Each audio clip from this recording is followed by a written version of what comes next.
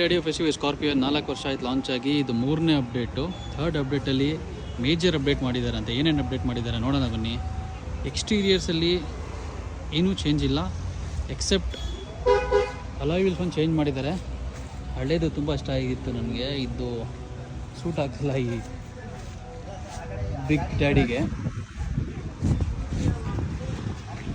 Rare ಏನು change ಇಲ್ಲ, same ಇದೆ. ಹಿಂದೇನು ಚೇಂಜ್ ಇದೆ. ಇಂಟೀರಿಯರ್ ನೋಡೋಣ ಬನ್ನಿ. ಇಂಟೀರಿಯರ್ ನೋಡಿದ್ರೆ ನಿಮಗೆ ಇನ್ಸ್ಟ್ರೂಮೆಂಟ್ ಕ್ಲಸ್ಟರ್ ಅನಲಾಗ್ ಇತ್ತು, ಡಿಜಿಟಲ್ ಮಾಡಿದ್ದಾರೆ. ಬಟ್ ನನ್ನ ಪ್ರಕಾರ ಅನಲಾಗ್ ತುಂಬ ಸೂಟ್ ಆಗ್ತಿತ್ತು ಇದಕ್ಕೆ. ಡಿಜಿಟಲ್ ಮಾಡವ್ರೆ. ಥಾರಾಕ್ಸ್ ಇತ್ತಲ್ಲ, ಸೇಮ್ ಥಾರಾಕ್ಸಿಂದು ತೆಗ್ದಿದ್ದಕ್ಕೆ ಹಾಕವ್ರೆ.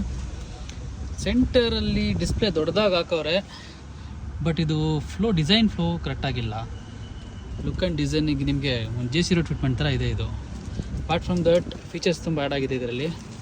ಅದು ಬಿಟ್ಟರೆ ಸನ್ರೂಫ್ ಪ್ಯಾನರಾಮಿಕ್ ದೊಡ್ಡ ಸನ್ರೂಫ್ ಆ್ಯಡ್ ಆಗಿದೆ. ದೊಡ್ಡ ಪ್ಯಾನರಾಮಿಕ್ ಸನ್ರೂಫ್ ಆ್ಯಡ್ ಮಾಡಿದ್ದಾರೆ. ಅದೊಂದು ಒಳ್ಳೆ ಫೀಚರು. ಟೆಕ್ನಿಕಲಿ ಇಂಜಿನ್ ವೈಸ್ ಏನೂ ಚೇಂಜ್ ಇಲ್ಲ, ಮ್ಯೂಸಿಕ್ ಸಿಸ್ಟಮ್ ವೈಸ್ ಏನೂ ಚೇಂಜ್ ಇಲ್ಲ. IR UV ಕಟ್ ಗ್ಲಾಸ್ ಕೊಟ್ಟಿದ್ದಾರೆ ಸೈಡಲ್ಲಿ, ಅದೊಂದು ಚೇಂಜಸ್ ಇದೆ. ಹಿಂದೆ ಥರ್ಡ್ ರೋಗ್ ಏನೂ ಚೇಂಜ್ ಇಲ್ಲ. ಹಿಂದೆ ನೋಡಿದ್ರೆ ನಿಮಗೆ 65 ವ್ಯಾಟ್ಸ್ ಚಾರ್ಜರ್ ಕೊಟ್ಟಿದ್ದಾರೆ. ಹಿಂದೆಯಿಂದ ಡಿಸೈನ್ ಈ ಥರ ಕಾಣಿಸುತ್ತೆ.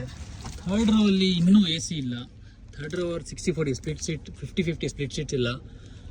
4 ವರ್ಷ ತೊಗೊಂಡಿದ್ದಾರೆ. ಇನ್ನೊಂದು 50/50 split seat, AC vents, cup holder ಏನೂ ಬರಲ್ಲ ಥರ್ಡ್ ರೋ ಅಲ್ಲಿ. ಅದೊಂದು ಆ್ಯಡ್ ಮಾಡೋಕ್ಕೆ ಇನ್ನೂ ಒಂದು 4 ವರ್ಷ ತೊಗೊಳ್ತಾರೆ ನಮ್ಮ ಮಹೀಂದ್ರದವರು.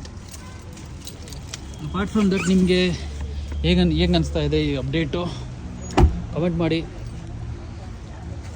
ಅಲಾಯ್ ವೀಲ್ಸ್ ಹಳೆ ಚೆನ್ನಾಗಿತ್ತಾ ಚೆನ್ನಾಗಿತ್ತಾ ಕಮೆಂಟ್ ಮಾಡಿ. ಏನಾದರೂ ಡೀಟೇಲ್ಸ್ ಬೇಕಾದರೆ ಕಮೆಂಟ್ ಮಾಡಿ, ರಿಪ್ಲೈ ಮಾಡ್ತೀನಿ. Thank you very much. Follow ಮಾಡಿ.